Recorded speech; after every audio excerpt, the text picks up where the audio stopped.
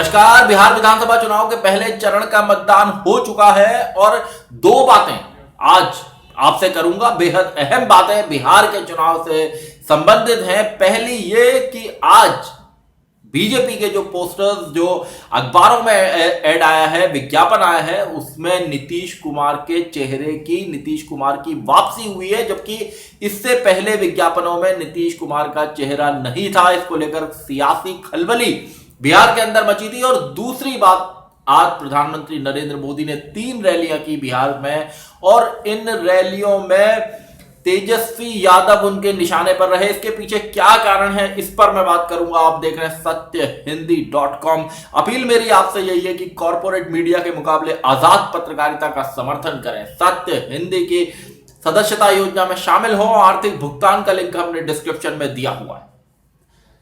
कुछ दिन पहले जब बीजेपी के पोस्टर्स से, विज्ञापनों से नीतीश कुमार का चेहरा गायब हुआ तो इस बात को लेकर शंकाएं, सवाल खड़े होने लगे कि आखिर इसके पीछे कारण क्या है।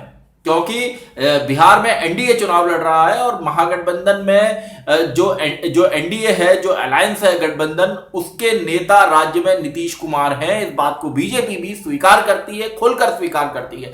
तो फिर विज्ञापनों में केवल प्रधानमंत्री मोदी की आदमकद तस्वीर, विशाल तस्वीर ही लगाई गई, नीतीश कुमार की तस्वीर क्यों नहीं लगाई गई, इसको लेकर राजनीति के जानकारों ने जब बातचीत करनी शुरू की, डिबेट्स इस पर होने लगी, तो जेडीयू के नेताओं ने भी, नीतीश कुमार ने भी भारतीय जनता पार्टी से इस मसले पर चर्चा की होगी, उठाया होगा और आज उसका नतीजा तो देखने को मिला है।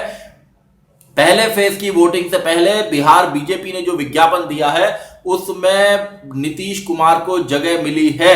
जैसा मैं बार बार कह रहा हूं कि इस तरह की आशंकाएं हैं, जैसा कुछ सर्वे इस बात को दिखा रहे हैं कि बीजेपी सीटों में आगे निकल सकती है। एबीपी न्यूज सी वोटर के सर्वे ने ऐसा कहा है कि जेडीयू से ज्यादा सीटें बीजेपी ला सकती है।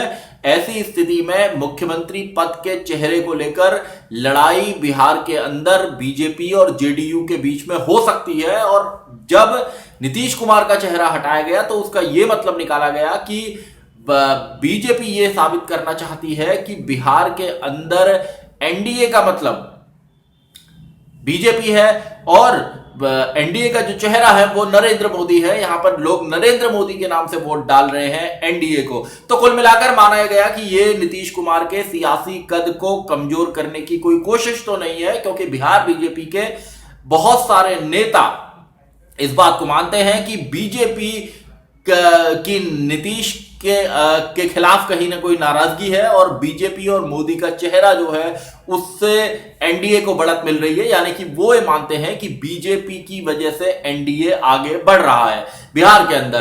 तो ये जब इस तरह की चर्चाएं शुरू हुई तो जेडीयू के जो रणनीतिकार हैं उन्होंने डैमेज कंट्रोल किया, उन्होंने कोशिशें की और आज जब विज्ञापन में नीतीश के चेहरे की वापसी हुई है तो माना गया है कि बीजेपी और जेडीयू के रिलेशन थोड़ा ठीक होते दिख रहे हैं।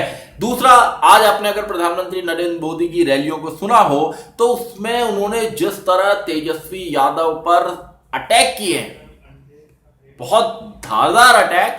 और आप अगर देखें तो तेजस्वी एकदम नौजवान हैं, युवा हैं, एक राज्य के नेता हैं और प्रधानमंत्री नरेंद्र मोदी का बहुत विशालकाय सियासी अनुभव है, उनका सारा जीवन सियासत में गुजरा है।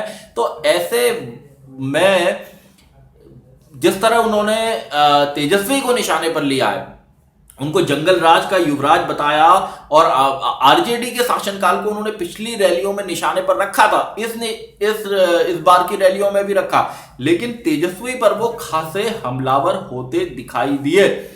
उन्होंने आरजेडी के शासनकाल पर हमला बोलते हुए कहा कि इन्होंने बिहार को बीमार बनाया, बिहार को लूटा और यह भी कहा कि जंगल राज के युवराज क्या बिहार को आईटी के क्षेत्र में आगे ले जा सकते हैं। इस बात को बिहार के लोग जानते हैं सवाल का जवाब, क्योंकि उन्होंने 15 साल तक जुल्म झेला है।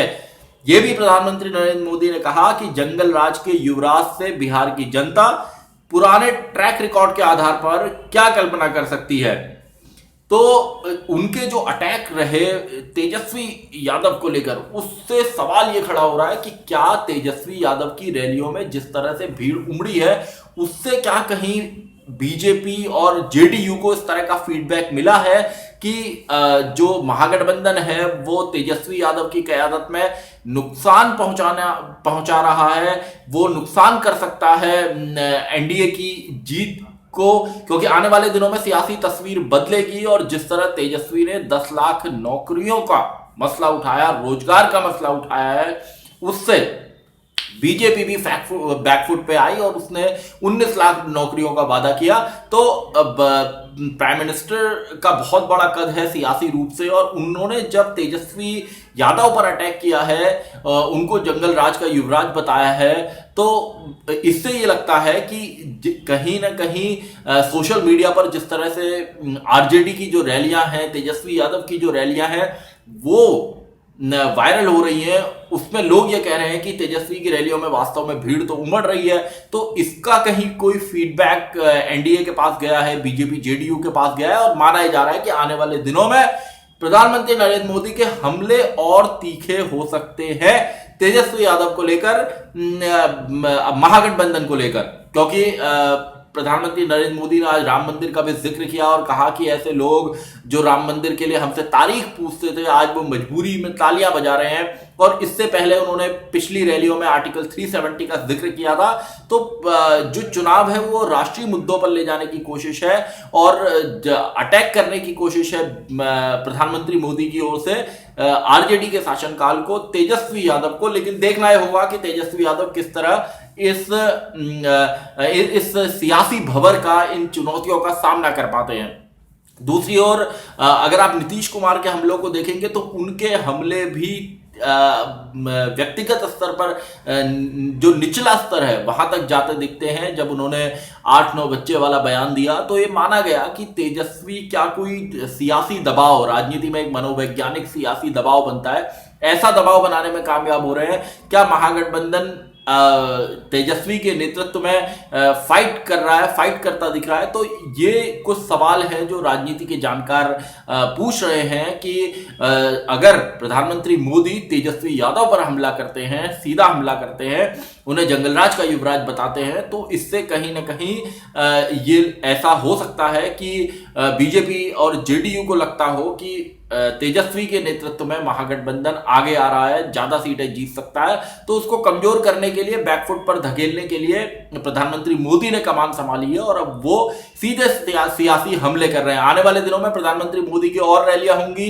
इसी तरह तेजस्वी यादव, राहुल गांधी, प्रधानमंत्री और मुख्यमंत्री नीतीश कुमार, इनकी भी रैलियां बिहार के अंदर होंगी। और देखने वाली बात यह होगी कि तेजस्वी की रैलियों में जो भीड़ उमड़ रही है, क्या वो भीड़ वास्तव में वोटों में तब्दील होती है या नहीं। अगर वो वोटों में तब्दील होती है तो चुनाव नतीजे अप्रत्याशित, यानी जिनकी आपने उम्मीद न की हो, ऐसे भी हो सकते हैं।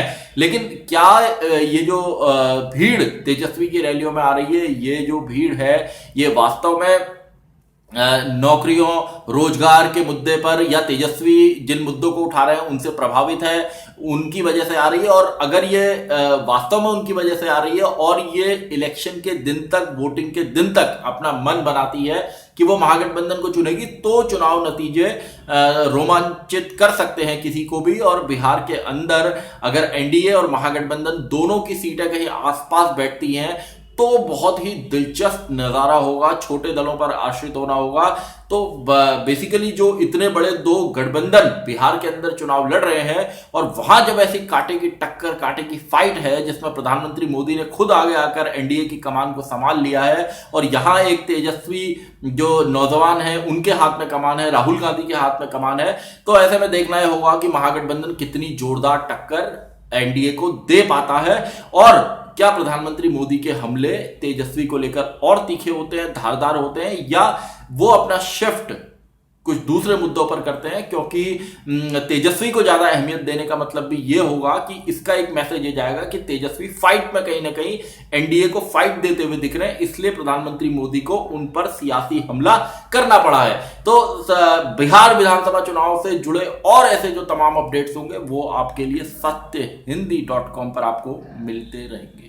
धन्यवाद। सत्य हिंदी के और वीडियोस को देखने के लिए हमारे YouTube चैनल को सब्सक्राइब करें और सीधे नोटिफिकेशन पाने के लिए बेल आइकन दबाएं।